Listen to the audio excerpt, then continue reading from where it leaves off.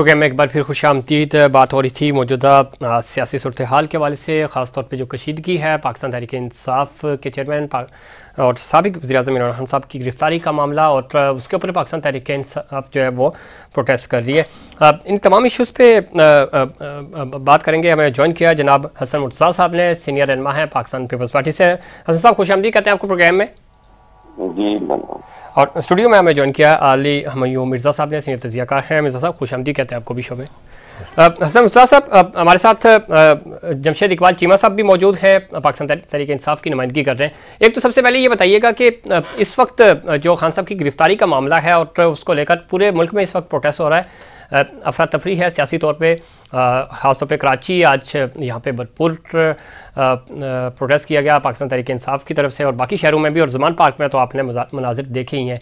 सियासी तौर पे नज़ारा, आप बहुत सीनियर सियासतदान हैं, पॉलिटिकली इन चीज़ों को समझते भी हैं, गिरफ्तारियाँ होती हैं, लेकिन इन सारी चीज़ों का चूँकि आप इत्तेहादी भी हैं हुकूमत के, तो आप नहीं समझते कि 18 को तो पेशी होनी ही थी।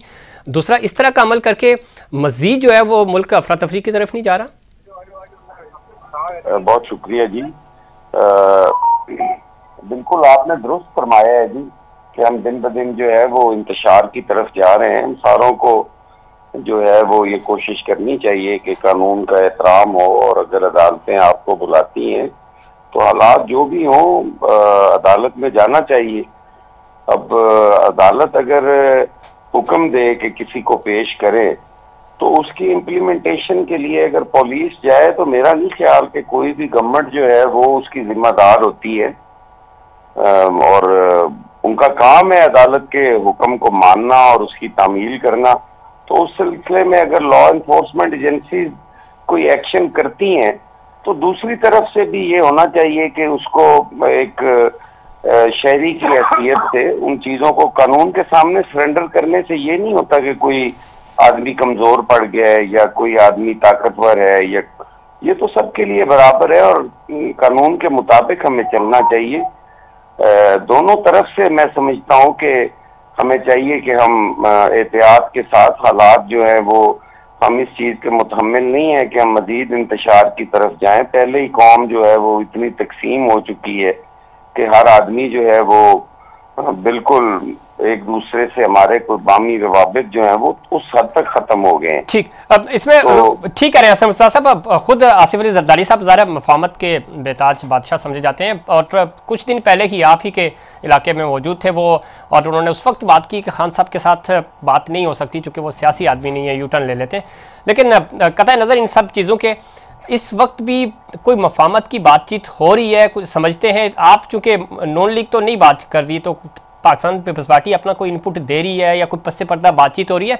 क्योंकि अगर इसी हालात में अब जो इलेक्शंस होने जा रहे हैं, जो कि हालात तो यही लग रहे हैं कि इलेक्शंस तो नहीं हो पाएंगे अगर हालात ऐसे ही रहे, चाहे वो केपी हो या पंजाब हो, तो कैसे हम मफाहमत की तरफ आएंगे या डायलॉग की तरफ आएंगे?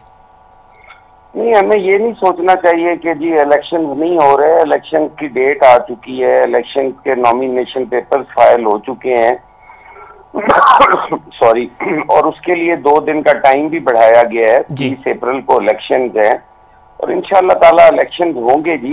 इलेक्शन क्यों नहीं होने चाहिए हसन मुर्तज़ा साहब, लेकिन मरियम बीबी कह रही थी कि जब तक तराजू के दोनों पलड़े बराबर नहीं होंगे, वो आज फरमा रही थी, तो इलेक्शन तब तक नहीं हो सकेंगे। तो जब हुकूमत की तरफ से ये बातें की जा रही हैं, वो खुद मैं तो पहले आपको अर्ज कर रहा हूँ कि दोनों तरफ को, अतराफ को एहतियात से जबान और अल्फाज का चुनाव जो है वो करना चाहिए। ये हुकूमत का ये काम नहीं है कि वो धमकियां दे, और ऑपोजिशन को भी चाहिए कि वो उस चीज को जो है वो ढाल ना बनाए। बल्कि मैं ये समझता हूँ कि अगर आप पे कोई, खान साहब खुद ये बात कहते थे कि अगर आप पे कोई इल्जाम लगता है तो आपको अदालत जाना चाहिए, आपको अपने आप को इंसाफ के सामने पेश करना चाहिए, और फिर अगर आप बेगुनाह हो जाएं तो वापस आएं और बिल्कुल अपनी जिम्मेदारियां भी संभालें और उस काम को आगे बढ़ाएं। तो इसी स्पिरिट के साथ आज उन्हें भी मुजाहरा करना चाहिए। मरियम बीबी को भी एहतियात से और लफ्जों का अच्छा चुनाव करके बात करनी चाहिए। मैं आऊँगा आपकी तरफ आऊँगा, और जमशेद इकबाल चीमा साहब का भी पॉइंट ऑफ व्यू शामिल है। मिर्ज़ा साहब, आप किस तरह देखते हैं पूरी सूरत हाल में? इस वक्त अवाम की बात नहीं हो रही और ज़ाहिर है उनकी तरजीहात भी नहीं है इस वक्त। ज़ाहिर है दोनों तरफ से हम देख रहे हैं कि इमरान खान गिरफ्तार होंगे या नहीं होंगे। तमाम मुल्क इस वक्त टीवी लगा के ये देख रहा है और आम आवाम रिलीफ मिलेगा, रमज़ान सर पे हैं। आप किस तरह देखते हैं इस पूरी सियासी सूरत-ए-हाल को? देखिए जी, बात यह है कि मैं तो बड़ी माजरत से कहूँगा कि सियासत तो अब इस मुल्क से जो है वो आहिस्ता आहिस्ता और जो कुछ हो रहा है वो रुखसती होती चली जा रही है। और अभी ये मेरे भाई हसन मुर्तज़ा साहब जो बात कह रहे हैं, ये भी एक पॉलिटिकल वर्कर हैं और हम भी किसी ज़माने में एक पॉलिटिकल वर्कर रहे हैं। आज भी कहीं ना कहीं अभी भी हमारी एफिलिएशन ज़रूर होगी इस हद तक कि हम अपनी मनपसंद जमात को जाके वोट दे दें। लेकिन यहाँ सूरत हाल ये है कि मैं आपसे पूछता हूँ, ये मेरे साथ जो मेरे गेस्ट हैं यहाँ पे हसन मुर्तज़ा साहब हैं, चीमा साहब हैं, मैं इनसे पूछता हूँ भाई कि अदालत एक शख्स को पेश होने का कह रही है, ठीक, वो क्यों नहीं जाते? सिक्योरिटी इशू मेरी दरख्वास्त सुन लीजिए मेरे भाई, आप किस किस्म की एग्जाम्पल सेट करना चाहते हैं? क्या चाहते हैं आप इस मुल्क में? आपने इस मुल्क को इस हाल तक पहुंचा दिया है। अल्लाह के वास्ते रहम करें। और ये बात बिल्कुल ठीक है जो गुज़िश्ता दिनों सियासी लोग कह रहे हैं कि भाई मेरे बात तो होती है सियासी लोगों से, ठीक। इमरान खान के किसी एक्ट से आपको लगता है कि वो एक सियासी शख्सियत है? मुझे बताएं, ये कोई तरीका है? भाई लीडर का काम होता है फ्रंट पे आके अपने लोगों को प्रोटेक्ट करके लीड करता है। वो ठीक है, वो अपने घर से बाहर आए, वो कहें ठीक है जी मुझे अदालत ने बुलाया है, मैं जा रहा हूं, दैट्स इट। अपने लोगों को कहें कि आप जाएं, मैं बिल्कुल क्लीन आदमी हूं और मैं जो कुछ भी है वो अदालत में जाके फेस करूंगा। ये एक तरीका है कार है। आप आइन की कानून की बात करते हैं, मुस्तकिल आप उसकी धज्जियां उड़ा रहे हैं। अदालतों में पेश भी तो हो रहे हैं वो साथ साथ। अरे भाई ये इसको आप पेश होना कहते हैं? नहीं, इसमें नहीं, बाकी केसेस में हो रहे हैं, इसमें वो कह रहे हैं सिक्योरिटी की वजह से मैं नहीं जा सकता। नहीं आप आमादत के साथ आप जरूर पूछें, लेकिन मेरा भी पॉइंट ऑफ व्यू आप ले लें। मैं भी बहुत देर से ये सारी बात सुन रहा हूं मेरे भाई। ये क्या हो रहा है इस मुल्क के अंदर?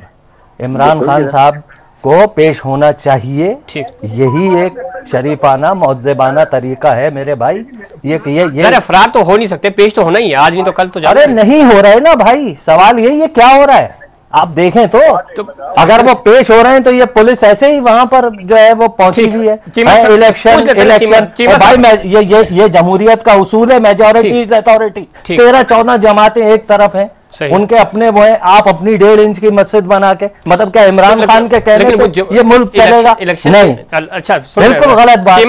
चीमा साहब, मिर्जा साहब भी यही कह रहे हैं और हसन मुर्तज़ा साहब भी कह रहे थे कि ज़ाहिर खान साहब को भी पेश होना चाहिए। ज़ाहिर अदालती हुक्मनामा है, आपने अदालतों में पहले भी पेश हुए, अब भी जाएं। लेकिन ये सब कुछ जो हो रहा है ना आपके हक में बेहतर है, ना हुकूमत के हक में बेहतर है और ना ही मुल्क पाकिस्तान के हक में बेहतर है। क्या कहेंगे चीमा साहब? देखें, ये बात है आइन और कानून की। अगर आइन और कानून से आपने डील करना तो फिर तो ये बात कर रहे हैं आपको पेश होना चाहिए। लेकिन जब आप डील क्रिमिनल से कर रहे हैं, जब आप कानून तोड़ने वालों से डील कर रहे हैं, तो फिर आप क्या बात कर रहे हैं? यहाँ पे देखें, इमरान खान पे उन्होंने कहा कि मुझ पे कातलाना हमला होगा। अच्छा, और ये तरीका होगा, इस तरह मजहबी मुनाफरत के हवाले से होगा, और फिर कर दिया गया। 13 बंदे जख्मी हुए, 1 बंदा शहीद हुआ, इमरान खान साहब को गोलियां लगी। फिर रास्ते में उन्हें मारने की कोशिश की गई जब जख्मी होकर आ रहे थे। किसी से हमें इतला थी कि किसी सरकारी अस्पताल में नहीं जाना। फिर उसके बाद JIT बनी। JIT को के रास्ते में जिस तरह रुकावट डाली गई, जिस तरह पर्चा नहीं हुआ, जिस तरह कवर अप किया गया, क्या रियासत कवर अप करती है? यहाँ पे रियासत में वजीर आजम, वजीर दाखिला और एक अदारे के एक अहम फर्द के खिलाफ जब FIR हुई तो FIR की दरखास्त दी गई, वो हुई नहीं। अब अगर इस लेवल पे लोगों पे FIR की दरखास्त दी जाए तो उनकी जिम्मेदारी है कि वो अपने आप को सुरखरू करें ताकि इल्जाम गलत साबित हो और हमें माफी मांगना पड़े उनसे। लेकिन रियासत सारा जोर लगा रही है कवर अप पे। अगर रियासत कवर अप पे जोर लगाए तो उस रियासत पे हम किस तरह एतबार करें? फिर अभी हमें इतला है कि उन्होंने ये स्लो पॉइजनिंग करेंगे, जिस तरह डॉक्टर रिजवान और कई लोग दूसरे मारे गए हैं। तो इसमें चीमा साहब, लेकिन हल क्या है? जरा अदालतों में पेश भी होना है, उससे फरार भी नहीं इख्तियार कर सकते आपको जाना है, तो हल क्या है? कैसे अदालतों का सामना करेंगे खान साहब? नहीं, अदालतों का सामना तो हम कर रहे हैं, लेकिन देखिए 78 पर्चे हैं। 78 पर्चों में हम कह रहे हैं कि आप एक जगह इकट्ठा कर लें। ठीक, हम जाते हैं। इमरान खान तो वज़ीर-ए-आज़म भी जाते रहे, बाद में भी जाते हैं। लेकिन क्या 78 तारीखें भुगतना वीकली, एक हफ्ते में 78 या 2 हफ्ते में 78 तारीखें भुगतना, 78, is it possible, humanly possible? और फिर आपको भेजा वहां जाए जहाँ पे डेथ ट्रैप हो, जहाँ पे सिक्योरिटी का इंतजाम ना हो, सिक्योरिटी आपसे वापस ले ली जाए, रियासत आपको सिक्योरिटी ना दो, रियासत आप पे हमला करने की तैयारी कर रही हो। आज भी चेयरमैन इमरान खान के घर पे M2 गैस के घर के अंदर फेंकी गई, घर पे हमला हुआ, वर्कर जख्मी हुए, अभी तक वो काम चल रहा है, एक्सपायर शेल फेंके गए। अच्छा, जब ये सूरत हाल है, जब ये सूरत हाल है, इस रियासत पे, इन क्रिमिनल्स पे हम एतबार कैसे कर रहे हैं? ये तो रियासत के वजूद का मसला बन गया। लेकिन अभी साहब ये कह रहे थे डायलॉग होने चाहिए, लेकिन एतबार फिर किस पे होगा? यानी डायलॉग आप किसके साथ करेंगे? बातचीत आगे कैसे बढ़ेगी? इलेक्शन इन हालात में कैसे होंगे फिर? नहीं, इसका हाल ही इलेक्शन है, हाल ही इलेक्शन है। आप इसका देखिए इलेक्शन पे भी तो बंदे मारना शुरू करें तो इलेक्शन ही होंगे। चले ठीक है, हाँ, क्या फिर इलेक्शन ही होंगे? इनसे तो इलेक्शन तो होने चाहिए, इलेक्शन होने चाहिए, लेकिन जान छुड़ाएं। चले ठीक है, चीमा साहब मैं वापस आपकी तरफ दूंगा।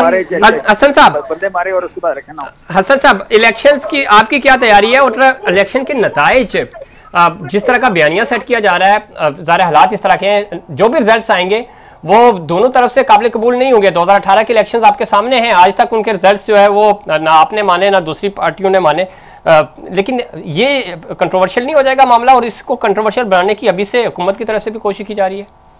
देखिए, मैं तो इसीलिए ये बात पहले भी कर रहा हूँ कि हमें थोड़ा सा हौसले के साथ इस मुल्क की बेहतरी के लिए सोचना चाहिए कि हम क्या कर क्या रहे हैं, और बड़ी गलत तरफ हम जा रहे हैं। हम ये जो इलेक्शन कराने जा रहे हैं, कहीं इलेक्शन हो रहे हैं, कहीं नहीं होंगे, कहीं हुकूमत बन जाएगी, आने वाले इलेक्शन जो है वो मशकूक हो जाएंगे, कहीं मर्दमशुमारी हो रही है। ये सारी चीजें मिल बैठ के हो सकती हैं, और खान साहब ने कभी भी मिल बैठने की बात नहीं की। अभी चीमा साहब कह रहे थे, मेरे लिए बड़े काबिल एहतराम है, हमारा हमेशा बड़ा अच्छा एक बातचीत रहती है जब भी कहीं टॉक शो में हम हो। मैं नहीं चाहता उनकी दिल आजारी हो, लेकिन मेरे चंद सवाल है। आज जिस रियासत पे इल्जाम लगा रहे हैं, क्या उस वक्त इनकी जो पंजाब के अंदर थी वो हुकूमत नहीं थी? क्या वजीर आला इनका नहीं था? क्या इन्होंने FIR जो करवाई वो इनके वजीर आला ने नहीं की? क्या उसका जिम्मेदार वजीर आला नहीं है? क्या इनके जो मेडिकल लीगल होना चाहिए था वो इन्होंने नहीं करवाया?